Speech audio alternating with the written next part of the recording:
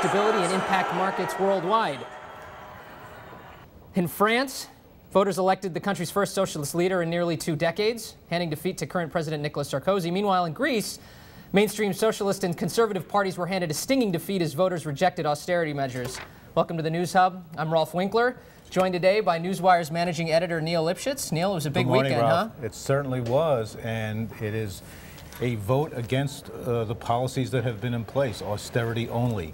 And obviously, there's a lot to be interpreted what that means for both Europe and also for the global economy. Yeah. Now, let's go right to Paris, where Wall Street Journal reporter David Gauthier-Villars has been watching this very closely and joined us.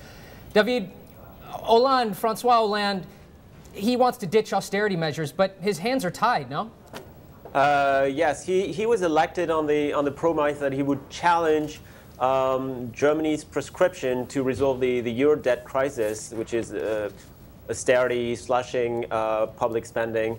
But that is going to be very difficult because investor will watch his first steps very closely, and if there's any concern that France is not serious about reducing its budget deficit, France may have to pay a high price, especially on its bond issues. David, is the biggest stricture here Germany and the relations with Germany, or, as you say, the global bond market and investors from the U.S. and other places? It's a combination of both. Mr. Hollande will have to find a working relationship with Mr. Merkel very quickly. He's scheduled to travel to Berlin as soon as he takes office on May 15th. That's going to be his first trip abroad, and he's going to meet Mrs. Merkel for the first time ever. The two never actually spoke or met.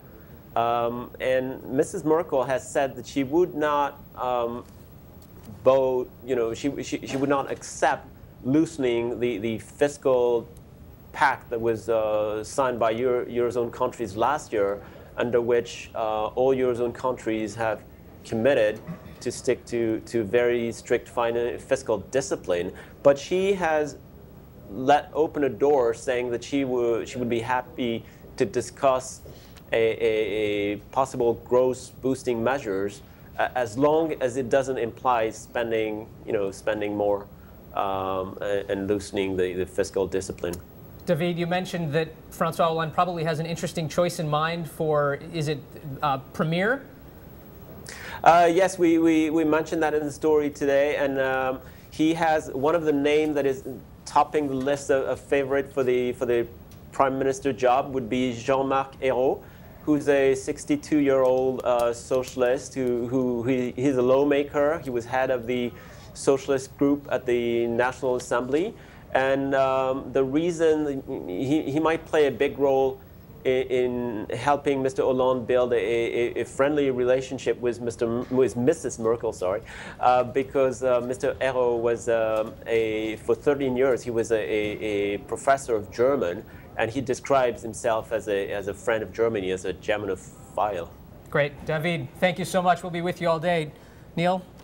Yeah, let's look at this quickly from a U.S. perspective, if we can.